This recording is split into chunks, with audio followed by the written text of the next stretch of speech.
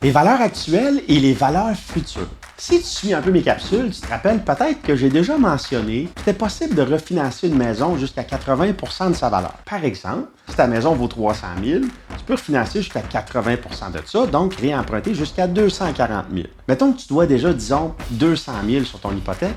Avec le 240 000 que tu as le droit, il faudrait aller d'abord payer ton hypothèque de 200 000, puis il te resterait 40 000 dans tes poches pour faire ce que tu veux. Mais qu'est-ce qui arrive si ton projet, c'est d'ajouter un garage à ta maison puis de refaire ta cuisine avec des belles armoires de chêne ou d'érable? Bon, on s'entend que ça risque de coûter un peu plus cher que 40 000 à faire tout ça, puis il te manquerait de l'argent quelque part, non? Mais ce qu'on peut faire, c'est de faire évaluer ta maison sur sa valeur actuelle, mais surtout sur sa valeur future en considérant les travaux que tu veux faire dans ta maison.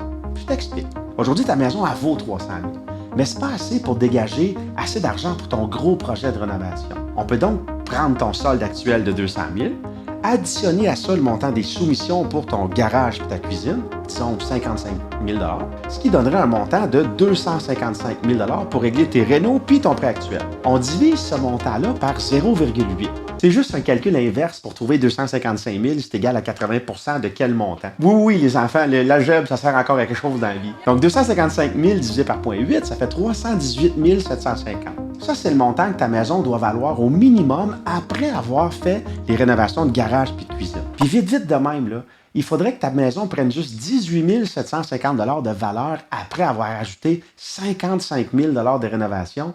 Un garage puis une cuisine, ça donne quand même la valeur à une maison. Donc, ça fait du sens. Ça se peut en masse que ça passe. Si tu as un projet de réno comme ça qui t'intéresse, bien, la première étape, ce serait de faire des soumissions des matériaux que tu veux faire dans ta maison, puis après ça, tu m'appelles. On va faire passer ton dossier au crédit, puis à la fin du processus, on va envoyer un évaluateur. Tout va se jouer sur son rapport. Si la valeur future qu'il va nous donner est supportée par les travaux que tu veux faire, bien, c'est un go pour le financement. Tu vas pouvoir stationner ton auto dans ton nouveau garage cet hiver, puis profiter de ta nouvelle cuisine. Bon appétit!